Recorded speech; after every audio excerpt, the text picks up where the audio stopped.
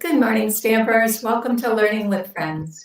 I'm Pat Fairless from Fairless Stamp and Flair, and this is a series that I started just a week ago, and it is meant to share a technique with you, and I'll then show some cards that are made using that technique. So these are intended to be relatively quick and short videos that will focus on the technique rather than on making a complete card. So I hope you like them.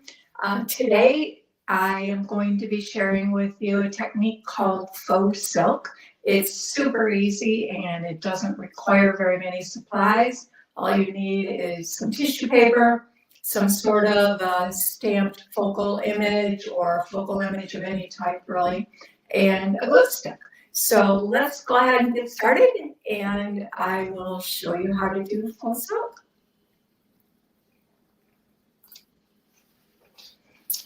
Okay, the card I'm going to demonstrate for you today was made with this stamp set called Gorgeously Made. I have not seen too many things made with this, but if you have a Stampin' Up! Catalog, it is on page 103. And the thing that would probably catch your eye if you looked at it would be this paper. The paper is part of the Masterfully Made suite, and it is beautiful. It is so colorful, and it looks like it has a lot of depth and texture to it, even though it's smooth as silk. So I'm going to use the stamp set called Gorgeously Made. We're not going to use the paper today, but I just wanted you to know where it came from. And I'm going to show you the card first today that I'm going to demonstrate. And this is the image. We'll create the image and then we'll treat it to make it look like faux silk. So let me bring it in close, and I think you can see the crinkles and creases that kind of gives it a look of silk. So let's go ahead and create that image with this stamp set.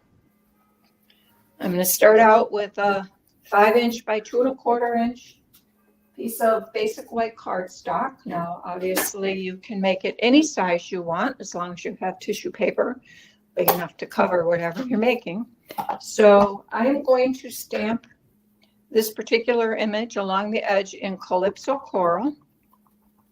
So we'll just ink that up. Stick it right about there.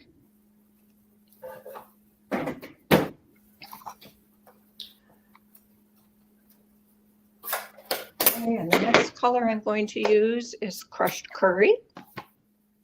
And we're going to use this kind of a, I don't know what this leafy thing is called. It's kind of a frilly branch. That's what I'm calling it. So we'll just add this quickly. And again, this is not the critical part of this technique, although you want your image to be pretty, right? And the last color I used is Mossy Meadow. Oh, this one's really stuck. Okay. Anybody teach you that trick? If you can't get these cases open, just pinch them on the back.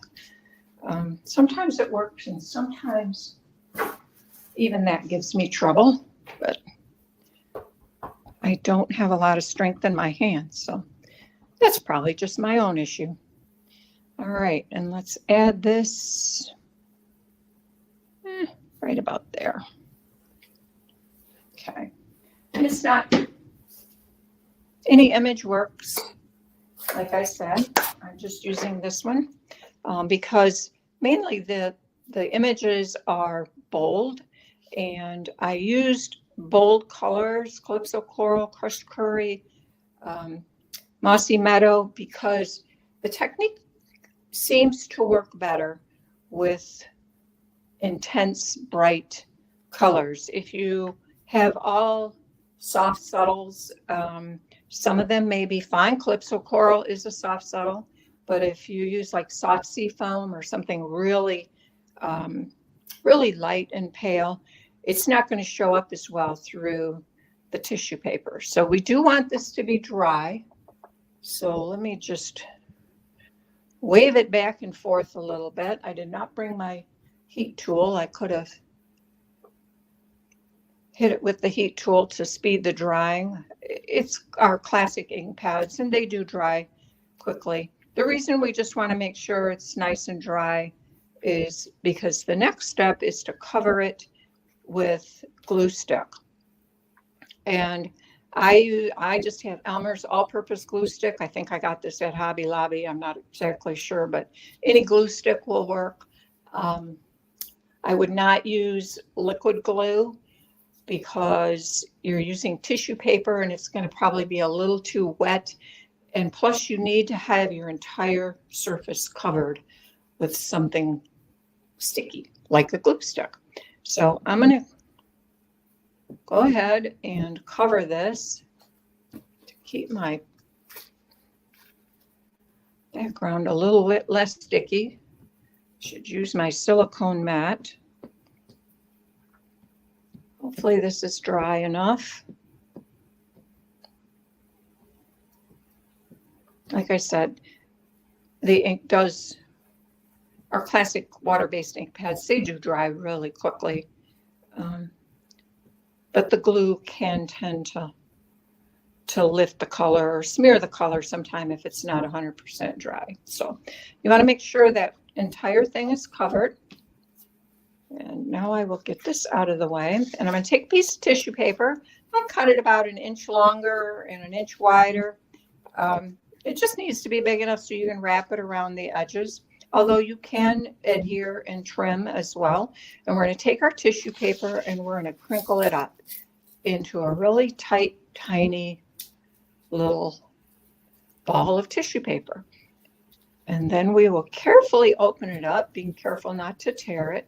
Tissue paper does tend to want to tear, right? So we'll just carefully open it.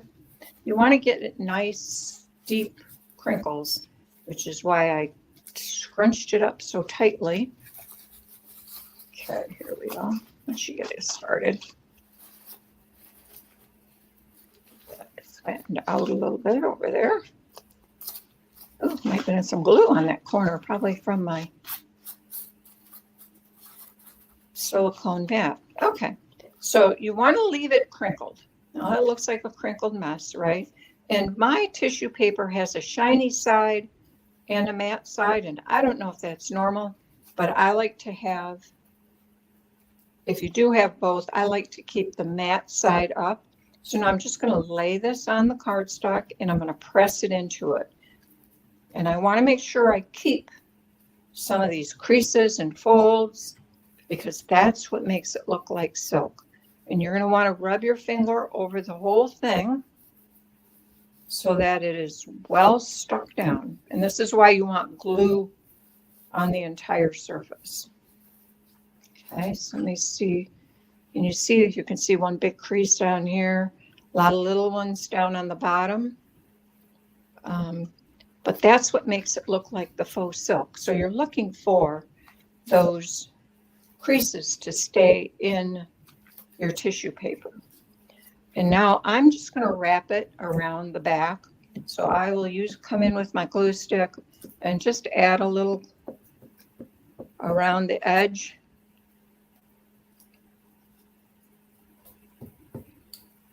And then we will fold it over. If you prefer, you can wait until the tissue paper is dry totally on the front glue, and then you can just come in and trim it. That's certainly works as well. You just need to make sure that it's completely adhered and dry so that it doesn't lift up later along the edges. Since it's so fine, tissue paper, it's so thin, it's not bulky to wrap it around, so I just kind of like to wrap it. Sometimes I'll run my finger along the edge just to make sure it's tight up against the edge so that I get a nice straight edge. You can wrap it, brush it towards the back. When you get to the corners, you may want to bring them in like you're wrapping a present. just to keep, so you don't have something hanging out there. It's totally up to you, however you like to wrap. But you want to make sure it's down nice and snug so that you get nice corners.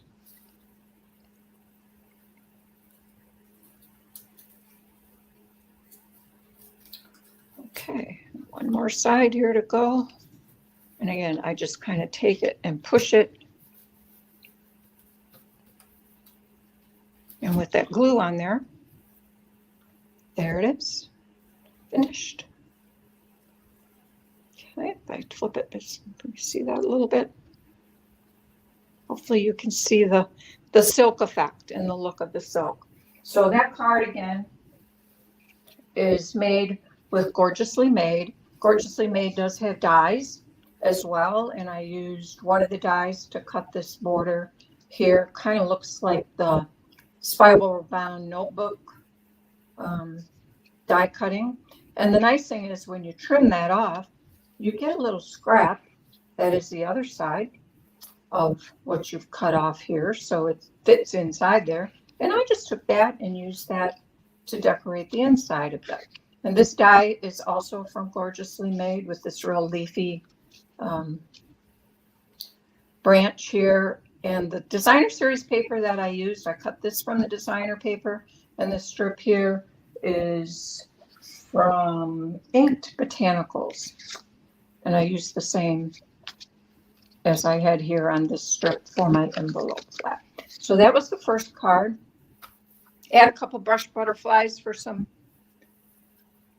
little bling. And then the second card I made, I used Marvelous Nature stamp set, which is the stamp set right here. It has two large images, which are extremely interesting. And this one caught my eye, mainly because I saw lots of techniques that could be done with these two images. And I used it for the faux silk today with the birds in flight. This uses Hello Irresistible designer series paper. This card is actually, will be posted on my blog tomorrow on Friday, July 1st. Can you believe it's already July 1st? And there will be a complete written tutorial available for download.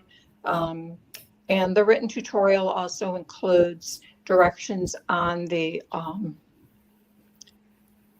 technique, on how to do the technique. So here I stamped the stamp, or I inked the stamp kind of in an ombre effect, used my sponge daubers, started out with Pretty Peacock, Lost Lagoon, and Pool Party. And I inked my stamp and then stamped it and then covered it. And I did the same thing down here on just one of the birds. I just inked one of the birds.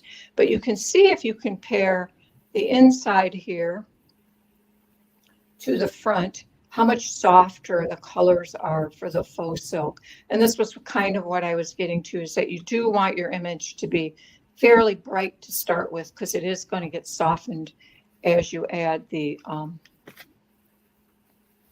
tissue paper over the top and create the faux silk. So that is those two cards. And then my third card I want to share with you is made with Dainty Delight. The stamp set was first introduced in the spring mini, the January, April mini, and is very popular. I love the images in that stamp set. So here I just stamped the largest of it, and then I colored it with my Stampin' Blends. And you can again see how soft and pretty that is. If I tip it, you can see the crinkles in the tissue paper that give it that faux silk appearance. So here's the image, another of the images. So you can see this is what this looked like before it was covered. And if I show you the envelope, I did do the envelope, so you can compare and contrast just how much the faux silk technique does soften the colors. And that's why I recommend starting with something bright and bold, so that you don't lose your image. Okay, so that's my three cards. And let's go ahead and flip the camera back.